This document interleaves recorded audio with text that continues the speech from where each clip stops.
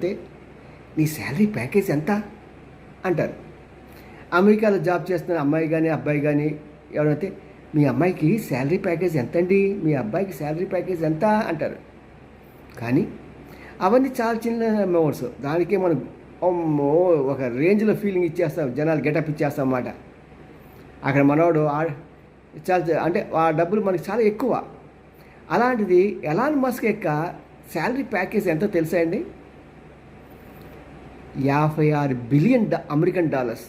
Billions అంటే 1 million అంటే 10 లక్షలండి. 1 billion అవ్వాలంటే 100 మిలియన్స్ అయితే 1 బిలియన్ అవుతుంది.